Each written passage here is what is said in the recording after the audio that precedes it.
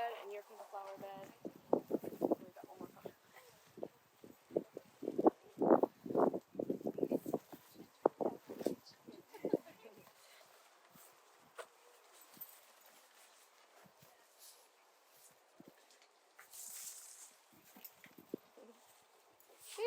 Okay, so let's have the one person from the flower bed and one person from the orchard bring your sample up. So I've already got one from the pasture, so one of you flower bedders, come on. Okay. So we'll use you guys for this test. Alright, can everybody hear me? Got some peoples in the back, come on. Has anyone ever seen a demonstration like this before? No? Okay. It'd probably be easier if you come a little bit more on this side of me, because I'm going to step over and block. Okay. So this is called the Slake Test. You could do this at home if you really wanted to. This is by using just some chicken wire into a cylinder. You could use a mason jar. So this is not perfect because I don't know what's going to happen. That soil might have been more disturbed than we thought, but we're going to learn. That's the really cool part of this. So this is a natural soil by all intents purposes. It hasn't been tilled. She hasn't been working on it for quite a while. All she did was plant some orchard rows, and she probably disturbed those a few years ago. So we would expect, we will find out, we would expect that soil to be in better shape than a soil that's been recently tilled up and processed over the last year. So Marie is going to put a clod of soil, which is just a piece of soil that naturally holds itself together, kind of visibly, into the natural bucket. Don't put in quite yet, we'll do them at the same time. And then Drew, or, sorry, what's your name? Danielle. Yep. Danielle is going to take a little clod of her soil. Grab a piece of ribbon, please. Actually, this one right here is perfect. Okay. So you can put your shovel down, and I'll give you this one. You can do it. And they're going to put them in the baskets at the same time. And we're just going to see how well it holds its stability. So the ability of the aggregate to withstand some water. All right, go ahead.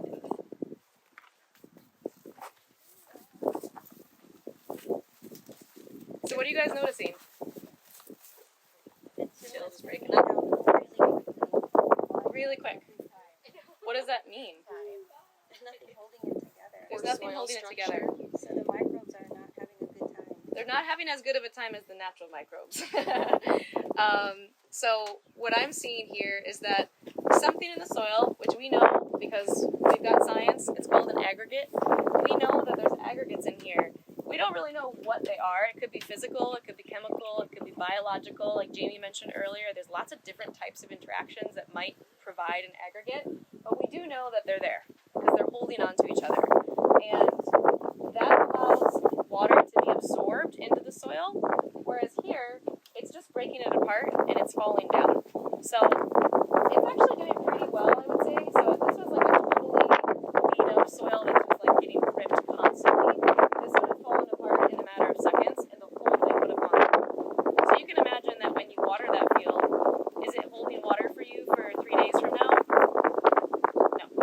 Is it really creating a lot of structure for an earthworm? No. It's just getting wet and falling apart. So I really like this test. It's simple, it's visual, it shows you the potential for soil when given the opportunity to function in its best capacity. This is a producer's value, you know, like this is an environmental ecosystem service, but this impacts a farmer a lot. How do you remedy a tilled soil and bring it back? Yeah, it can be difficult. It can take a few years. They say like 3 to 10 years is needed to really boost a soil back into its good health. I've seen soils that'll never come back, but I've seen soils recover in like a year. Someone applied compost and mulch about every 6 months for a year or two straight, and they built almost like 8 inches of topsoil, like black, rich earths. So pretty nice. I would say the best way to bring a tilled soil back is to stop tilling it. If you have that ability, some producers don't, and we can't be judgmental of them because they have huge productions that create a lot of food. So we don't want to hate on those guys, but it is hard on the soil. There are ways to reduce till. You don't have to completely stop, but there are ways to reduce your tillage. There's also the application of compost and mulch. It goes a really long way. you're really in that case, if you have to mechanically disturb your soil, you can at least add microbes that are going to do their business, and they're going to create some exudates, and they're going to help bond. There's no rhyme or reason to exactly how long that takes because it's going to be so dependent on your environment. But adding microbes is a really, really efficient way to start building those aggregates back together. And living roots. I don't want to just give the microbes the credit. Roots also exude chemicals that bond that stuff, and roots create pathways that create pores, and they also force the soil to aggregate in different ways. That's what my husband and I learned at Mississippi. The exudation is really important. Yeah, it's super important. It's kind of just like free glue that comes out of things that live in the soil, and the soil needs them as much as they need the soil. Okay, so cool. You guys can kind of see, like they did break down. This one is breaking down a little bit, but we kind of would expect that too, right? Like these soils aren't that far apart. They haven't had that much treatment. This property probably got hardcore disc tilled or tilled within the last 10 years, so they don't have like a really different history. Okay, so we're going to do a similar test now. This one's called the slump test. So I'm going to ask you each to put, okay, so who else did some samples? You took one? Flour. Okay, so put a clod in there for me, and then who else had one? I got that. You got the other one? Okay. And we're just doing this to get a little variety because things can change from a few feet apart, so we'll just see what we get from yours. Can you give me a little slice, like a little big chunk? I can use No. Okay. You just had a big chunk. Give me a big one. Okay, cool. Okay, so now I'm going to submerge them both into water, and we're going to let them absorb until it looks like they've kind of started to glisten on the surface, which means that they've like fully absorbed water up to their full potential. So this is the till. No, this is the natural, and this is the till. So I'm going to put it in the same order. They do have different colors. Do you want to talk about soil color while we do this? He's like, I have a question. Yeah. What's the difference, or what's the correlation between like too much compaction versus good soil aggregates? The difference would be clods versus aggregate. So this is a clod, and it's really big, and it's pretty compact. See how shiny it got when they dug into it? That doesn't happen in a healthy, like a super, super healthy soil. This means that there was a lot of material that had to be forcefully driven through to get it. An aggregate is more like that. This is like a 4 millimeter aggregate, and I would say that's a super ideal size for your soil to have. A micro aggregate would be like what's on my pinky, that little guy, or like what's right here. A micro aggregate is like less than 2 millimeters, 1 millimeter, and it doesn't do as much for the soil. So there's micro, there's macro, there's also one that I like to call the mega. It is not scientifically appropriate, but it is an aggregate that by all intents and purposes is an aggregate, and it's pretty large, and it actually holds its form in water. So if you could have like a 6 to 8 millimeter half-inch aggregate, that's pretty awesome. It's holding itself. But yeah, we'd call this a clod, and then all these little guys living around it are the aggregates. So this is a really good thing to talk about right here. I don't have my form in front of me, but can somebody read off the test? Is it called plant roots? Is that what it is? And then someone read the definition under that one. It says roots covered in a soil film, rhizosphere, or are part of soil aggregates, or living roots, if present, are healthy, fully branched, and extend into substance. Perfect. Is this root associated with soil aggregates? Sure. Yes. Yeah, totally. There's like aggregates living, like look at, they're hanging out. They're not going apart. So this is really good sign. This means that the aggregate is a part of the root system, and they are working together to build each other. So this is a good sign. This is something that we like to see. If you look really closely at it, you'll see a little film of soil around the roots, and we can pass it around if you guys want to. We call that the rhizosphere, and that is actually an entire type of environment. Certain types of microbes live there, certain types of interactions happen there. If you don't have it, you're kind of missing out on that whole function that can provide. But we really like the rhizosphere to be present because that's actually where a lot of that nitrogen comes from. So does anyone plant legumes? Yeah, what do the legumes do? Nitrogen. they fix nitrogen. We get that in the rhizosphere. So in the rhizosphere, certain types of microbes interact with the plant root in the soil, and they actually take atmospheric nitrogen and they have a system to put it back in the soil. So that's part of the nutrient cycling function that we learned about earlier, and that pertains to what a farmer needs because that means less fertilizer. The more that your soil is doing it for you, it means you're not putting as much in. What was another list on there beneath the soil aggregate? And I've got an example. Yes! Yay! Okay. Sun Do you want to talk about this? I feel like you know a lot about sun hemp. Oh, well, it's a nitrogen fixing plant. So we cover crops, like the whole farm with sun hemp. Before, I mean, this field before I started the garden was sun hemp, and then chickens. We ran chickens. But you can see these little, like, tiny white nodulars, and that's like the collection of the nitrogen inside the roots of the plant. Yeah, So and you you guys can can see pass it the around. rhizosphere on that one so clear because it's so big. So all that soil that's stuck to the root, the major root source there, that is the rhizosphere, and that's where a lot of that like prime action is happening. What's the next one on that list? You want to see how the soil is interacting with your plants. So what would we check for plant roots? We would say, yes, checks off, right? It's got interaction with soil aggregates. It has a soil film. Soil color is a really good one, but it's kind of hard, and I honestly don't recommend it for people in Hawaii because there's like an entire rainbow of color soils that are appropriate for Hawaii.